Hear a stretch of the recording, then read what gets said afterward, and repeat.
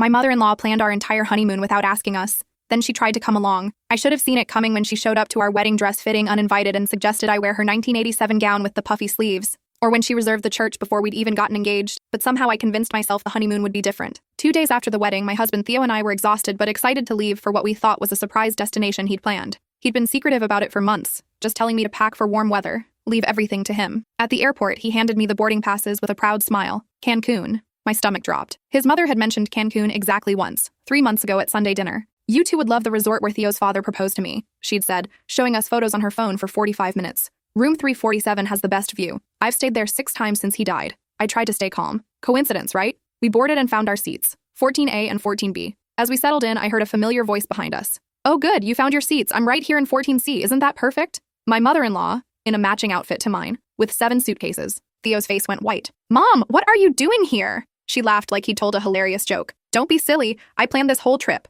Someone needs to make sure you two do it right. She pulled out an itinerary, laminated, color-coded. I've scheduled our couples massages, our sunset dinners, and I got us matching snorkel gear. Our couples massages, our sunset dinners, us. The flight attendant asked her to check some bags. While she argued about overhead bin space, I grabbed Theo's hand. Tell me you didn't know about this. His silence was answer enough. She just wanted to help, he whispered. She knows the resort. She put it on my credit card as a wedding gift. I couldn't say no. 7 days. 7 days of my mother-in-law in the adjoining room she'd booked. The one with the connecting door she insisted we keep unlocked for emergencies. 7 days of her knocking at 6 a.m. for breakfast because the early bird special ended at 7. 7 days of her critiquing my swimsuits, saying my bikini was why nice girls get reputations, and asking when we'd give her grandchildren. Your eggs don't last forever, she reminded me daily. On day 3, I woke up to find her in our room, reorganizing our suitcases because we'd packed inefficiently. She'd refolded all of Theo's underwear and thrown out my birth control because we didn't need that anymore. Day 5, she joined us for the romantic dinner Theo had supposedly planned. She sat between us, ordered for me, told the waiter about Theo's childhood digestive issues when he ordered shrimp. That night, I snapped.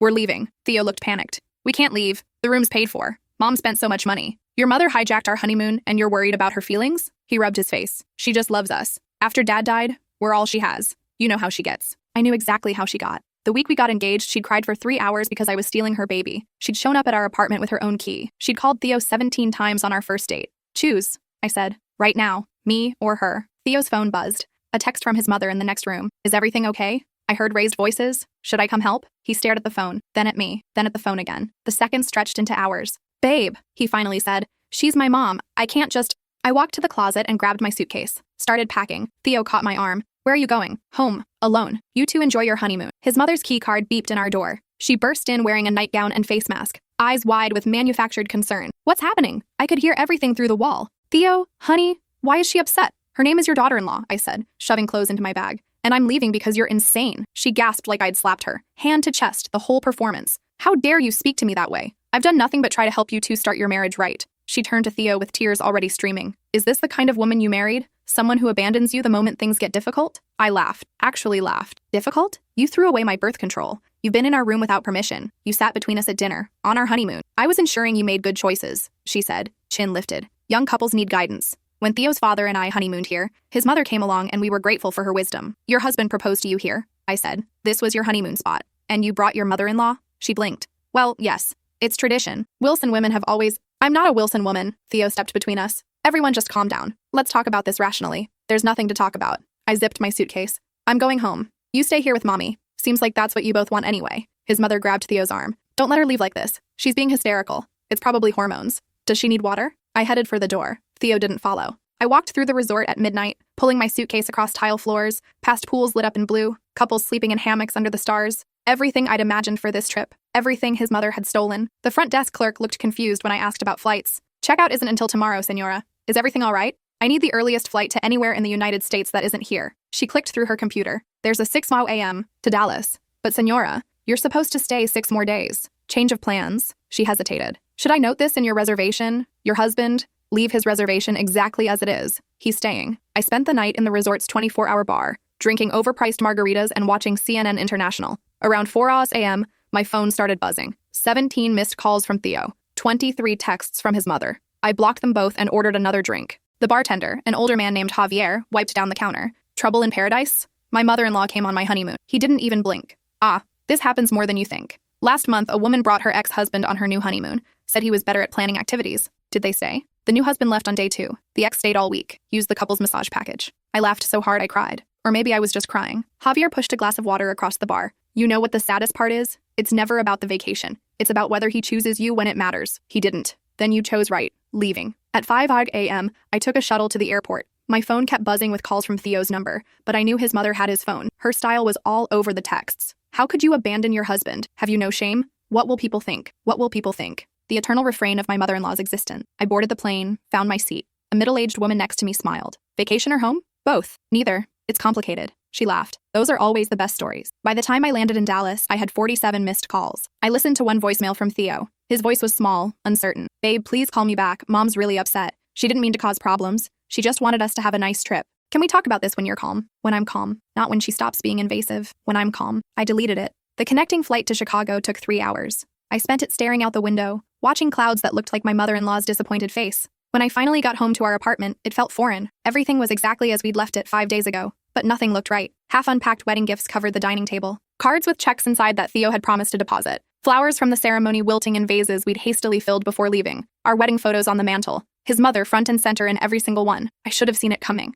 I slept for 14 hours straight. When I woke up, I had 89 notifications. Most were from Theo's mother, but some were from my own family. My sister Elena had texted, Dad just got a call from Theo's mom. She says you abandoned him in Mexico. What the hell happened? I called Elena. She answered on the first ring. Start from the beginning. I told her everything. The flight, the connecting room, the birth control, all of it. When I finished, there was a long silence. I'm coming over, Elena said. And I'm bringing wine, the good wine. She arrived an hour later with 2 bottles of Merlot and a bag of takeout. You look like hell. Thanks. I mean it as a compliment. You should look like hell. Your honeymoon was invaded by that woman. Elena poured 2 very full glasses. Remember at your wedding rehearsal dinner when she gave that speech? How could I forget? His mother had stood up, microphone in hand, and talked for 20 minutes about raising Theo alone after her husband died, about sacrificing everything for him, about how she was trusting me to take care of her precious boy, but she'd be watching, always watching. She'd looked directly at me during that last part. Everyone thought it was sweet, Elena said, but I saw your face. You knew right then. I thought I could handle it, set boundaries, make Theo understand. And instead, he picked her. Elena raised her glass. Then here's to dodging a bullet. Better to find out now than after you have kids and she's in the delivery room with a camcorder. We drank until midnight, going through every boundary violation, every red flag I'd ignored. Like when his mother had shown up at my bridal shower uninvited and opened my gifts before I could. Or when she'd insisted on approving my wedding dress. Or when she'd tried to include herself in our engagement photos. The photographer actually had to tell her to step out of the frame, I said. Multiple times. Elena refilled our glasses. What are you going to do? I don't know. Wait for Theo to come home, I guess. See if he even comes home. He'll come home. The question is whether he'll bring her. I hadn't thought of that. Of course she'd come. She probably already had a key made to our apartment. She'd march in here with her suitcases and announce she was staying to help us work through our problems. I need to change the locks, I said. First thing tomorrow. And while we're at it, let's make a list of every boundary that needs to happen if you're staying in this marriage. Who says I'm staying? Elena looked at me for a long moment. Are you? I stared at my wine glass, at the wedding band on my finger that felt suddenly very heavy. I don't know. We fell asleep on the couch watching old movies. Around 3 a.m., my phone rang. I grabbed it half asleep and answered without checking. Hello? Finally. I've been trying to reach you for hours. My mother-in-law's voice, sharp and accusatory. Do you have any idea what you've put Theo through? He's been beside himself, not eating, not sleeping. Then maybe he should have thought about that before letting you throw away my birth control. That's what this is about? Birth control? Grow up. You're married now. It's time to start a family. That's what marriage is for. I sat up, fully awake now. It's 3:00 a.m. Why are you calling me? Because my son is heartbroken and it's your fault. You made a scene, embarrassed our family in front of the entire resort staff, and abandoned your husband on your honeymoon. The honeymoon I paid for, might I add. That I didn't ask for. Gratitude. Look it up. When someone does something nice for you, you say thank you. You don't throw a tantrum and run away. Elena grabbed the phone from my hand. Hi, this is Elena. Your daughter-in-law is hanging up now. Don't call this number again at 3 a.m. or any other time unless you're ready to apologize. Click. She handed the phone back. Block her number. She'll just call from Theo's phone, then block his too until he grows a spine. I blocked them both. Then I turned my phone off completely and went back to sleep. The next morning, I woke up to Elena making coffee in my kitchen. I called in sick, she said. We're spending today making you a divorce folder, just in case. Elena, I'm not saying you have to use it, but if Theo comes back and things don't change, you need options.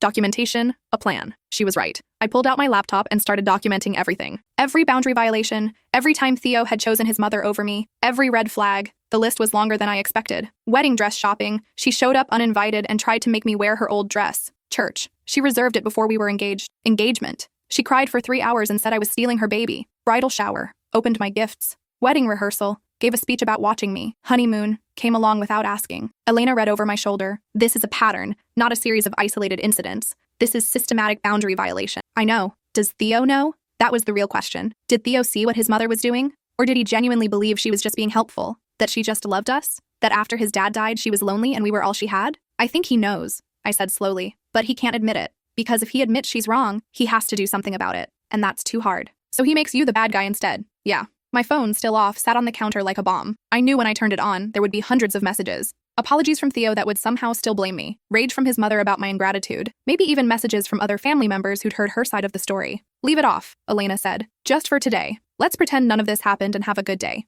Ice cream for breakfast? We ate ice cream and watched reality TV until noon. Then my doorbell rang. We looked at each other. Don't answer it, Elena whispered. But whoever was outside started knocking. Loud, insistent knocking that echoed through the whole apartment. I know you're in there, my mother-in-law's voice. Open this door right now. Elena's eyes went wide. She flew back? Apparently. The knocking continued. You can't hide forever. We need to talk about this like adults. Open the door. I walked over and shouted through it. Go away, I don't want to talk to you. Too bad. I'm not leaving until we resolve this. You're being childish and ridiculous. My son is miserable because of you. Your son is miserable because you won't let him be an adult. Silence. Then more knocking, harder this time. Open this door or I'm calling the police. This is harassment. Elena grabbed her phone. Actually, what she's doing is harassment. Want me to call the cops? And make this worse? It can't get much worse. The knocking stopped. For a moment, I thought she'd left. Then I heard the distinct sound of a key in my lock. The door swung open and there she stood, my mother-in-law, still in her resort clothes with her 7 suitcases behind her. How did you get a key? I asked. She walked in like she owned the place. I had one made months ago, for emergencies, and this definitely qualifies as an emergency. That's illegal,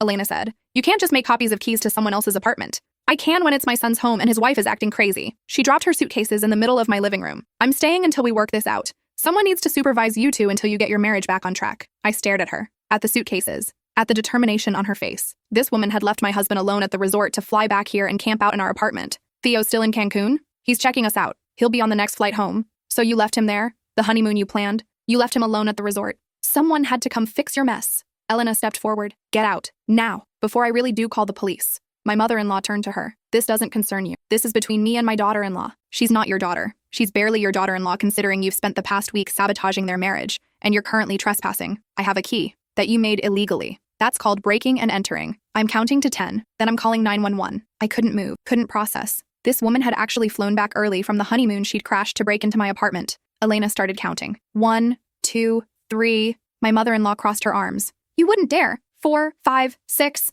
I'm Theo's mother. I have every right to be here. 7, 8, 9. Elena pulled out her phone, dialing. My mother-in-law's eyes went wide. Fine, I'm leaving, but this isn't over. You can't keep me from my son. She grabbed one small bag and marched to the door. Theo will be home tonight, and we'll see who he chooses then. The door slammed behind her. Elena and I stood in silence, staring at the 6 remaining suitcases in my living room. Did that just happen? I asked. Oh, it happened. And now we're changing the locks, today, and calling a lawyer, today. We spent the afternoon at Home Depot buying new locks. Then Elena called her friend who was a family lawyer. She needs to know her options, Elena explained. Hypothetically, the lawyer, a woman named Patricia, met us for coffee at 6 p.m. She listened to everything, taking notes. When I finished, she put down her pen. Okay, here's the situation legally. You've been married less than a week, so annulment might be possible depending on your state. But that's if you want out completely. I don't know what I want. Fair enough. What I'm hearing is a pattern of boundary violations and a spouse who enables his mother's behavior. In the worst-case scenario, if you divorce, these documented incidents help establish that the relationship was problematic from the start. What about the key? Elena asked. The one she made?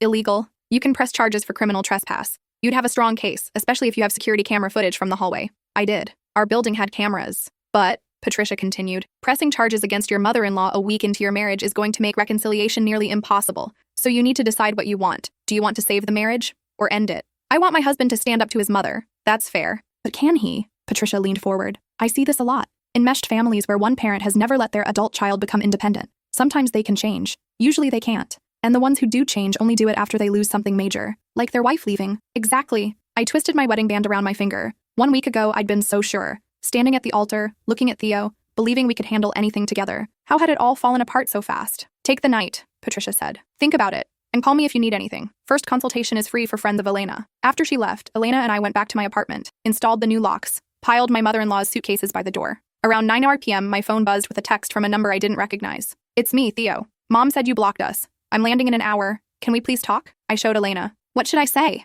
That depends. Do you want to talk to him? Did I? Part of me was still furious. He'd let his mother hijack our honeymoon. He'd watched her throw away my birth control and hadn't said a word. When I'd asked him to choose, he'd hesitated. But another part of me remembered why I'd fallen in love with him. The guy who brought me soup when I was sick, who learned to make my grandmother's recipe, who cried at our wedding. Yes, I said finally. But not here. Somewhere public. I texted back. Coffee shop on Main Street. Tomorrow at 10 a.m. Come alone. Good, Elena said. Public place. Daytime. Clear boundaries. You've got this. She stayed the night, sleeping on my couch just in case his mother tried to come back. Around midnight, I heard my new lock rattle. Someone tried to open the door, failed, then knocked softly. Hello? Why doesn't my key work? I didn't answer. Eventually, the knocking stopped. The next morning, I arrived at the coffee shop at 9:45 a.m. Wanted to be there first. Choose my seat. Have the advantage. Theo walked in at 9:58 a.m., looking exhausted. He had bags under his eyes and his hair was a mess. He spotted me and his face crumpled. Thank God, I thought you might not show. He sat down across from me, reached for my hand. I pulled it back. Start talking. I'm so sorry about everything. I know Mom went too far with the honeymoon. I should have set boundaries earlier.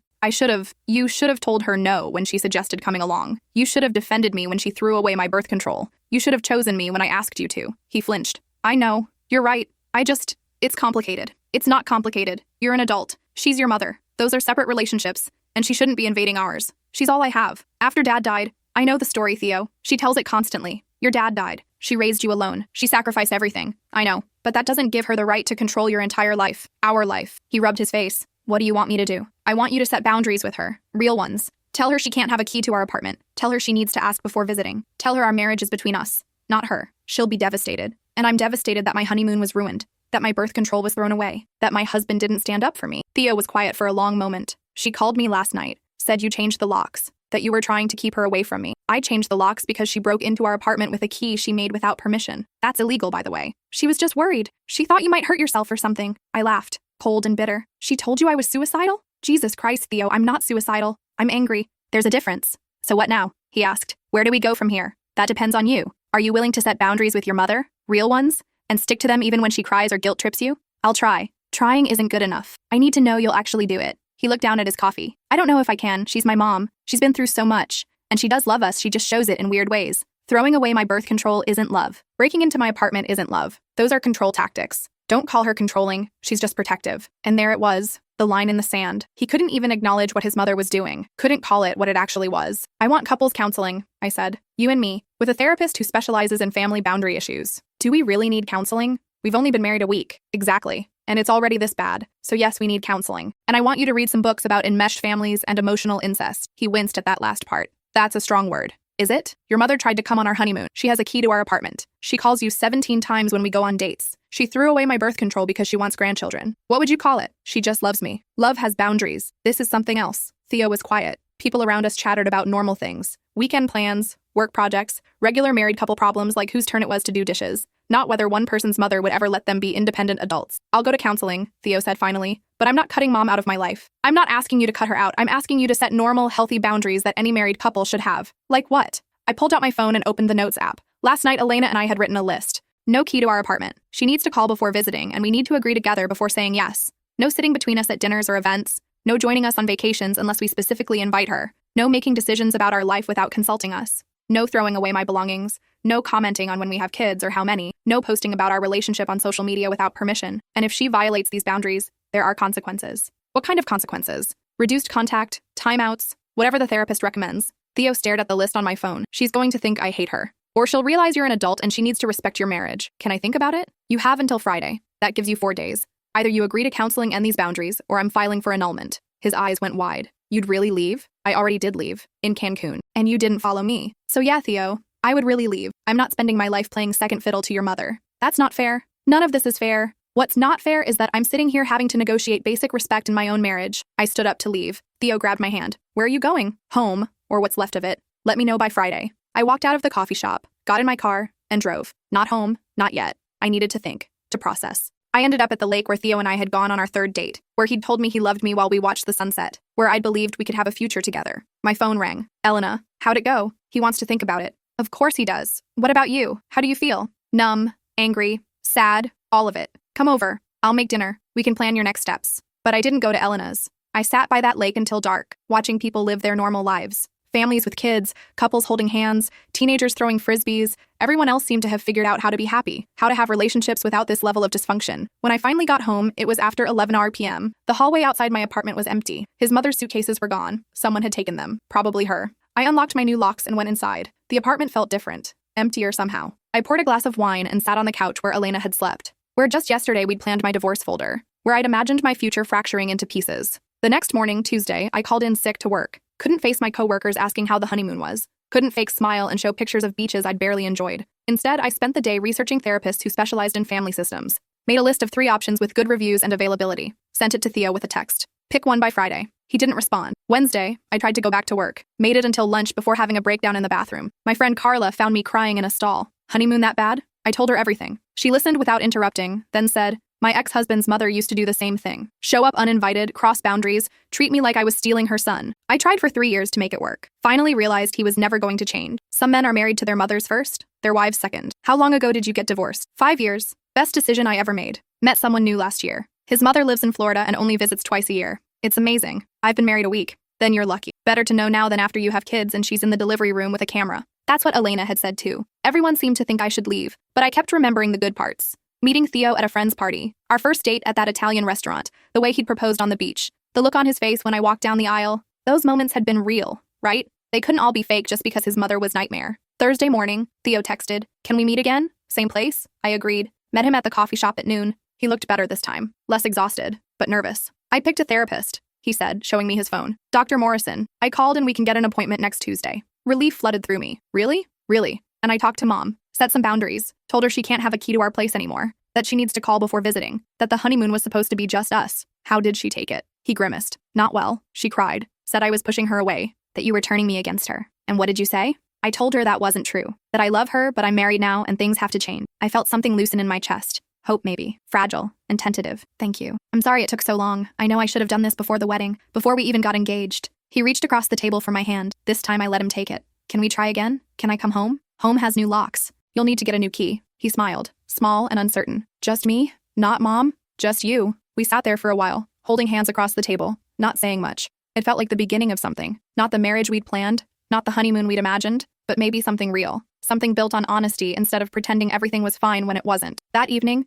Theo came home. We ordered takeout and ate on the couch. Watched a movie. Slept in the same bed for the first time since Cancun. It felt strange and familiar all at once. Friday morning, his mother called 17 times before 9 a.m. Theo let it go to voicemail. She'll give up eventually, he said. But she didn't give up. She showed up at noon pounding on the door. Theodore Wilson, open this door immediately. We need to discuss what happened yesterday. Theo looked at me. What do I do? What do you want to do? He stood up, walked to the door, but didn't open it. Mom, I told you. You need to call before coming over. I did call. 17 times. You ignored me. Because I'm busy. I'll call you later. Later? I flew all the way back from vacation to fix your marriage and now you won't even talk to me. We're fine. Our marriage is fine. Go home, Mom. She's turned you against me. I knew this would happen. I told you from the beginning she wasn't good enough for you. I stood up, walked to the door, and opened it. His mother stood there in a designer outfit, full makeup, looking like she was about to attend a gala instead of harass her son. Hi, I said cheerfully. Thanks for stopping by. We're not available. Have a great day. I closed the door in her face. The knocking continued. Don't you dare shut me out. I'm his mother. I have rights. Theo put his hand on my shoulder. Let me handle this.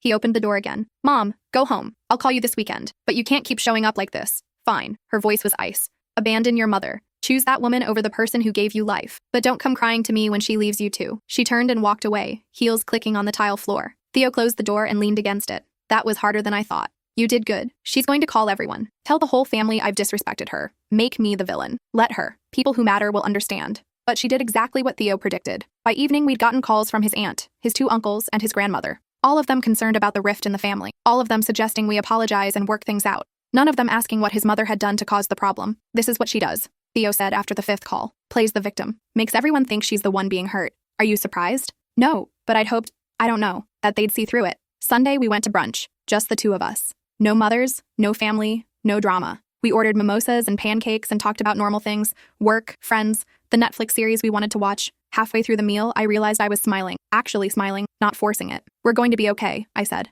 Yeah, if you keep setting boundaries. If we keep communicating. And if Mom keeps pushing, then we deal with it together. But together. Not you protecting her and me getting hurt. He nodded. Together. The following Tuesday, we went to our first couples therapy session. Dr. Morrison was a kind-faced woman in her 50s with curly gray hair and gentle eyes. She listened to our story without judgment. When we finished, she leaned back in her chair. What I'm hearing is a failure to launch situation. Theo, your mother never completed the separation process after your father died. She turned to you to fill the void, and you became her emotional support spouse instead of her son. Emotional support spouse? Theo asked. It's when a parent leans on their child for emotional needs that should be met by a partner or peer. It's called covert emotional incest. The parent isn't being intentionally harmful, but they're asking their child to meet needs that aren't appropriate for a parent-child relationship. Theo looked uncomfortable. She just needed me after Dad died. Of course she did, and it was kind of you to be there, but at some point she needed to find other support systems. Friends, a therapist, a support group. Instead, she kept relying on you. And now that you're married, she sees your wife as competition. I felt validated, seen, like someone finally understood. So what do? Boundaries.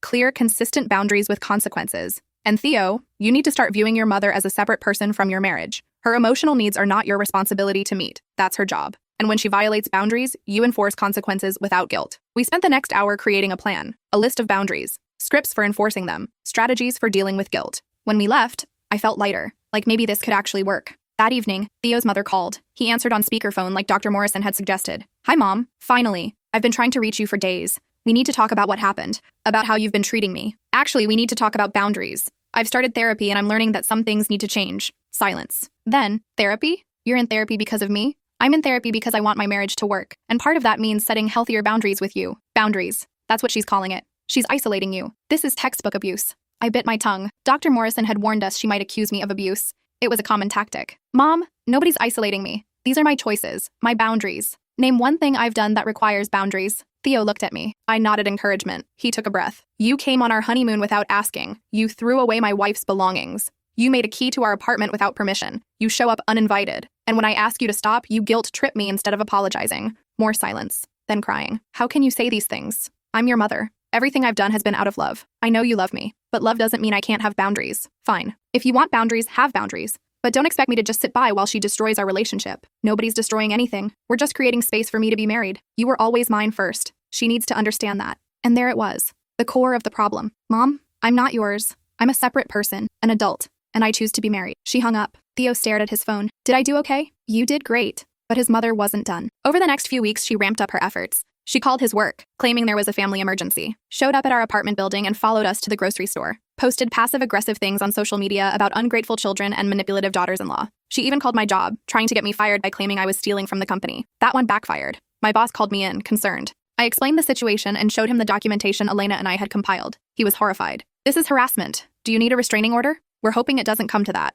But it did. After his mother showed up at our apartment at 2 a.m., pounding on the door and screaming that we were killing her, we filed for a restraining order. The hearing was brutal. She cried, claimed we were keeping her from her son, said I was an abusive gold digger who'd isolated Theo from his loving family. The judge reviewed our evidence, the text messages, the security footage of her pounding on our door, the call logs showing hundreds of calls. "Ma'am," he said, "I understand you love your son, but this behavior is harassment. I'm granting a temporary restraining order. You need to stay at least 100 yards away from the couple and their residence. You may not contact them directly. All communication must go through their attorney," she sobbed. "You're taking my son from me." "No, ma'am. Your son is an adult who's made a choice. You need to respect that choice." Walking out of the courthouse, I felt Theo's hand in mine. "Thank you," he said. "For what? Not giving up on me? On us? You made it worth fighting for. When you set those boundaries. When you chose us." We went home and ordered pizza. Sat on the couch watching terrible reality TV. Around 10 p.m., Theo's phone rang. A number we didn't recognize. He let it go to voicemail. Then he turned to me. "I love you. I should have said it more in Cancun. I should have said it every time she crossed a line and I stayed silent.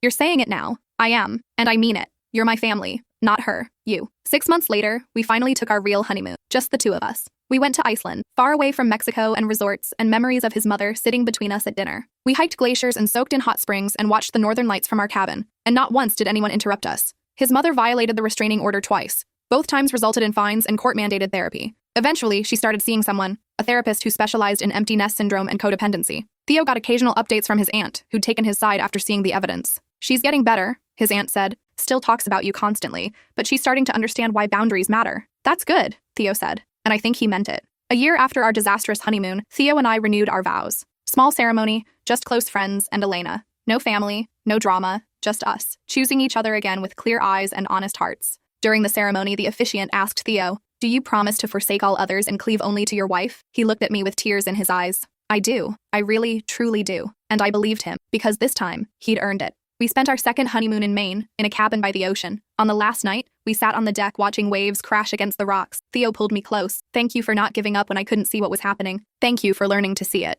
Do you think we'll ever have a normal relationship with my mother? I don't know, maybe. If she keeps working on herself. But normal doesn't mean going back to how things were. It means something new, something healthier. I can live with that." We sat there until the stars came out, feeling the cool ocean breeze, listening to nothing but waves and seagulls and each other's breathing. No knocking, no phone calls, no third person in our marriage, just us, the way it was always supposed to be. 2 years after the honeymoon disaster, his mother reached out through our lawyer. She wanted to meet. No expectations, just coffee, supervised by her therapist. Theo looked at me. "What do you think?" "I think it's your choice. If you want to try, we try. But at the first sign of old patterns, we walk away. Together.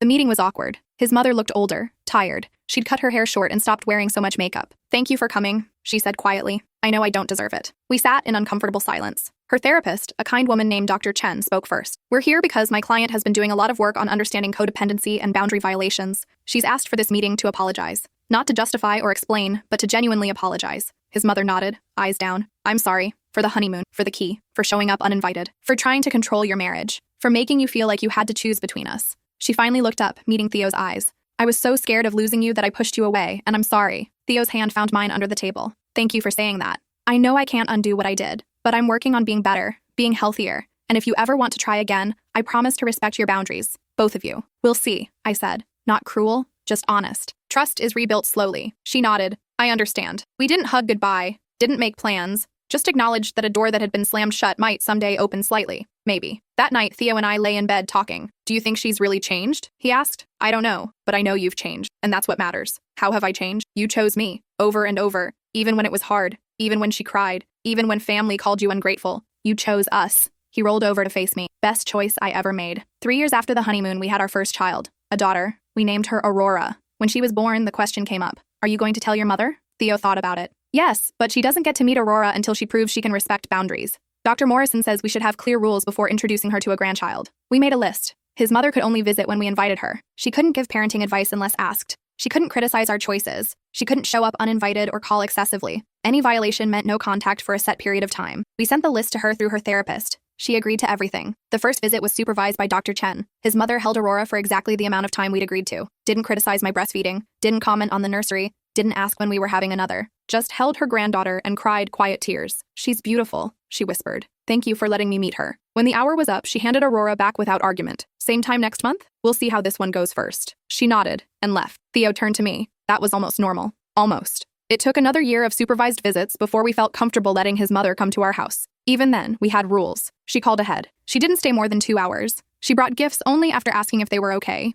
And if we said no to anything, she accepted it without guilt tripping. It wasn't perfect. She still had moments of backsliding. Times when she'd call too much or show up unannounced. But now, when we enforced consequences, she'd apologize instead of fighting. She was trying, really trying. Aurora's first birthday, his mother asked if she could come to the party. Just for an hour. "I know you're inviting other family and I don't want to make things uncomfortable." We said yes. She showed up on time, stayed exactly an hour, and left when she said she would. As she walked out, she hugged Theo. "Thank you for giving me another chance, for teaching me how to be a better mother." "Thanks for learning," he said. After she left, Elena pulled me aside. "That's the same woman who came on your honeymoon? Therapy works wonders. And standing your ground. Don't forget that part." She was right. The happy ending didn't come from waiting for his mother to change. It came from demanding change, enforcing boundaries, and being willing to walk away if necessary. From Theo finding his spine. From both of us choosing our marriage over guilt and obligation. 5 years after the honeymoon disaster, Theo and I sat on our back porch watching Aurora play in the yard. His mother was coming for dinner. By herself. No surprise visits. No boundary violations. Just a grandmother coming to see her granddaughter under terms we'd all agreed to. "Do you ever think about Cancun?"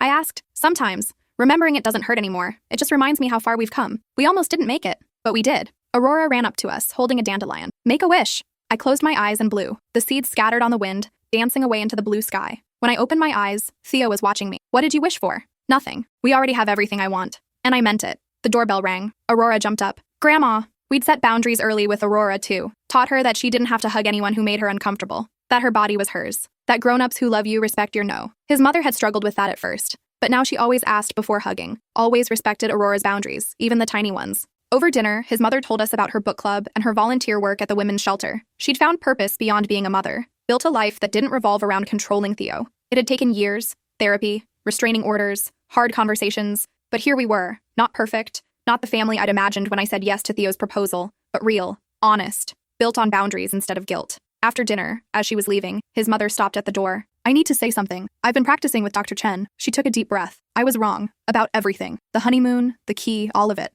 I treated you both terribly because I couldn't handle my own grief and loneliness. That wasn't fair. And I'm sorry it took me so long to understand. Thank you for not giving up on me completely." I looked at Theo. He nodded. I turned back to his mother. "Thank you for doing the work, for changing. It couldn't have been easy. Hardest thing I've ever done, but worth it. To be here, to know my granddaughter, to have a relationship with you both, even if it's different than I imagined." After she left, Aurora asked, "Why did Grandma say sorry?" "Because she made some mistakes. Big ones. But she's been working hard to be better." "Did you forgive her?" I looked at Theo. We'd talked about this. About what forgiveness meant. about how it didn't erase the past but could make space for a different future. We're learning to, I said. It takes time. Good. I like Grandma. We do too. Now, that night, after Aurora was asleep, Theo and I sat in our living room. The house was quiet, peaceful, so different from those early days when every phone call made my stomach drop, when every knock on the door could be her showing up uninvited, when I'd packed my bag and walked away from our honeymoon, not knowing if we'd survive. Remember when I asked you to choose? I said. In Cancun? I think about it all the time, about how close I came to losing you. What would you do differently? He thought about it. I'd have set boundaries before we got married. Told her from the beginning that she couldn't have a key or come on the honeymoon, but I was too scared, too guilty, too convinced I owed her everything because Dad died. Do you still feel that way? No. Dr. Morrison helped me understand that my mother's grief was hers to process, not mine to fix. That being a good son didn't mean sacrificing my marriage. How does it feel now? Having boundaries with her? Better, healthier. I can enjoy time with her because it's on our terms. I don't feel suffocated. And when she leaves, I'm relieved but not guilty. That's progress. Yeah, he pulled me close. Thank you for leaving in Cancun, for making me face what was happening, for not accepting less than you deserved. Thank you for eventually choosing us. It would have been easier to just give in, keep the peace, let her run our lives. Easier in the short term, miserable forever. We sat there in comfortable silence. Outside, I could hear crickets, the neighbor's dog barking, normal sounds of normal life, the life we'd fought for, the life we'd nearly lost, the life we'd built from the wreckage of that honeymoon. My phone buzzed. Elena, how was dinner with the dragon lady? I smiled. Elena still didn't trust his mother. Probably never would completely. Good, actually. She's really changed. I'll believe it when I see it. Come to Aurora's dance recital next month. You can see for yourself. Only if I get to sit between you and her, just in case. Deal. I put my phone down and looked at Theo. Elena still doesn't trust your mom. Can't blame her. She saw the worst of it. Held your hand through all of it. She did. I don't know what I would have done without her. Probably left me sooner. Maybe. Or maybe I would have stayed and been miserable. I'm glad you didn't. Stay and be miserable, I mean. Me too. 7 years after the honeymoon, his mother died suddenly. Heart attack. She was at her book club, laughing with friends. And then she was gone. The call came at 3 a.m. Theo answered, listened, then hung up, and just stared at the wall. She's dead. I sat up. What? Mom, heart attack. She died an hour ago. I pulled him close and let him cry. Despite everything, despite the therapy and the boundaries and the restraining order, she was still his mother, and he was grieving. The funeral was small. His mother had alienated most of the family before she got help, but the few people who came shared stories of how she'd changed, how she'd volunteered at the shelter, how she'd mentored other women struggling with empty nest syndrome, how she'd become someone new in her last years. During the service, Theo gave the eulogy. My mother wasn't perfect. She made mistakes, big ones. But in the end, she did something most people can't do. She admitted she was wrong, she got help, she changed. And because of that, we got to have a real relationship in her final years. Not the relationship either of us expected, but one built on honesty and respect. I'm grateful for that. For the mother she became, not just the mother she was. At the reception, Theo's aunt pulled me aside. I need to tell you something. Before she died, your mother-in-law updated her will. She left everything to Aurora's college fund. All of it. With a note that said, "Thank you for giving me boundaries. They saved my life and gave me my son back." I started crying. She really did change. She did, because you demanded it. Most people wouldn't have. They would have just accepted the behavior or walked away completely. You found a third option. You made her earn her place in your lives. That took courage. That night, Theo and I sat in Aurora's room watching her sleep. "Do you think she'll remember Grandma?" he asked. "Some. Enough. The good parts. I wish there had been more good parts. There were. At the end, when it mattered. Do you think she was happy? In those last years?" I thought about it. About the woman at the book club who'd laughed with friends, who'd found purpose beyond controlling her son, who'd built a life instead of hovering over someone else's. Yeah, I think she was. Finally. Good, I'm glad. Despite everything, I wanted her to be happy. That's what made you different from her. You could want good things for her while still protecting yourself. She couldn't do that until the very end. We sat there until dawn, grieving and relieved all at once. Sad for what was lost, grateful for what was found, hoping Aurora would never know the suffocating love her grandmother had once specialized in, the love that demanded everything and gave nothing back. 10 years after the honeymoon, Theo and I went back to Cancun. It was time. We stayed at a different resort, a different room, but we walked the same beaches his mother had tried to claim. "Do you still think about it?" Theo asked. "That night when you left?" "Sometimes. It was the scariest thing I'd ever done. Walking away not knowing if you'd follow. I should have followed, but you did. Eventually. Just took you a little longer to get there. We found a quiet spot on the beach and sat watching the sunset. The same sunset his mother had scheduled for us. The same view she'd tried to control. She really loved you," I said, in her own messed up way. I know. She just didn't know how to love without owning. But she learned. Yeah, she learned. As the sun dipped below the horizon, painting the sky in oranges and pinks, Theo took my hand. "Thank you for everything, for staying, for leaving, for demanding better, for giving her a chance to change, for being exactly what I needed even when I was too stupid to see it. You weren't stupid, just scared. Same thing sometimes. Maybe." We sat there as the sky darkened and stars began to appear. Other couples walked by, holding hands, taking selfies, living their own stories. Some probably had mothers-in-law who respected boundaries. Some probably had worse. Most probably fell somewhere in between. "Do you think Aurora will bring someone terrible home someday?" Theo asked. "Someone I'll have to set boundaries with?" "Probably. That's how parenting works." "Will I be able to do it? Let her make her own mistakes, not interfere?" "You will. Because you remember what it felt like when someone couldn't let go. Good. I don't want to be like Mom was. I want to be like Mom became. That's the goal. We walked back to our hotel hand in hand. This time there was no connecting door, no unwanted visitor, no scheduled activities we hadn't chosen, just us. Finally, the honeymoon we should have had a decade ago. In the morning, we woke up to sun streaming through the windows. No 6 a.m. knock, no early bird special, no one critiquing my swimsuit choices. We stayed in bed until noon, then went to the beach without an itinerary. Had dinner wherever we wanted. Did exactly what we wanted without anyone's input. It was perfect. On our last night, we stood on our balcony watching the ocean. Think we'll come back? Theo asked. Maybe. When Aurora's older, show her where her parents learned to fight for their marriage. That's one way to put it. It's the truth. This place almost destroyed us, but we didn't let it. No, we didn't. As we packed to leave the next morning, I found myself thinking about his mother. About the woman who'd invaded this same resort 10 years ago with 7 suitcases and an agenda. Who'd sat between us at dinner and thrown away my birth control. Who'd made me question everything about my marriage before it had really begun. But I also thought about the woman she'd become, the one who'd done the work, who'd respected boundaries, who'd left Aurora a college fund instead of emotional baggage. Both versions had been real. Both had been her. And somehow, we'd survived them both. Ready to go home? Theo asked, zipping his suitcase. Yeah, let's go home. We flew back without anyone in seat 14C, without matching outfits, without anyone but us. And when we landed, we picked up Aurora from Elena's house and drove home to the life we'd built. The life with boundaries and respect and love that didn't suffocate. The life we'd fought for. The life we'd earned. That night, tucking Aurora into bed, she asked about our trip. Did you have fun with just Daddy? No Grandma? We did. It was special. Grandma used to make things hard, didn't she? I glanced at Theo. We'd always been honest with Aurora. Age-appropriate, but honest. Sometimes. But she got better. And we're glad she did. I'm glad too. I loved Grandma. We know, sweetie. We did too. After she fell asleep, Theo and I sat on our back porch again. You know what the best part of this whole story is? He said. What? We made it. Against all odds, through all of that, we actually made it. We did. And we're happy. We are. Worth it? I thought about the honeymoon, the restraining order, the years of therapy, the hard conversations, the times I'd wanted to leave, the times he'd almost let me. Yeah, worth it. Good, because I don't want to do that again. I laughed. Neither do I. We sat there as the sun set, not talking much, just being together. Comfortable, easy, the way marriage is supposed to be when everyone respects everyone else's boundaries. When love means building someone up, not holding them back. When family means support, not suffocation. Somewhere in the distance, I heard a wind chime. His mother had given it to us for Christmas last year. She'd asked first if we wanted it, hadn't shown up to install it herself, just gave us a gift and let us decide what to do with it. That chime, Theo said. It sounds like her. In a good way? Yeah, in a good way. Soft, gentle, there when we want it, gone when we don't. That's exactly what she became. Wish it hadn't taken so long. Me too. But at least it happened. At least it happened. And that, more than anything, was the happy ending. Not that his mother became perfect. Not that our marriage became easy, but that everyone grew, changed, learned. That we survived something that destroys most relationships and came out stronger on the other side. Years later, when Aurora asked me about relationships, about marriage, about family, I told her the truth. Love isn't enough. You also need respect, boundaries, the willingness to change when you're wrong, and the courage to leave if the other person won't change. Is that what you did with Dad? Sort of. I left our honeymoon, made him choose, and he did. He chose right, eventually. What if he hadn't? Then I would have left for good, and that would have been okay too. Sometimes the happy ending is walking away,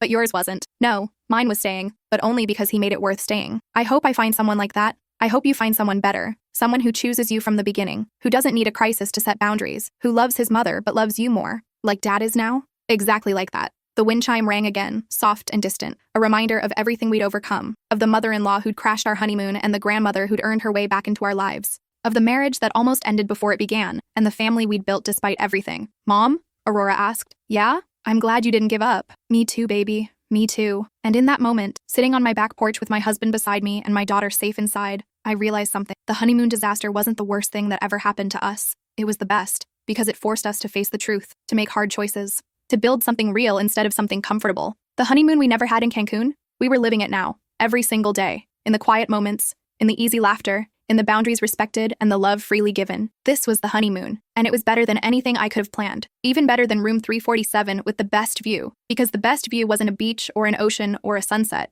It was this, right here, a marriage that survived, a family that learned, a life built on honesty instead of obligation. That was the view worth having, and I plan to enjoy it for the rest of my life.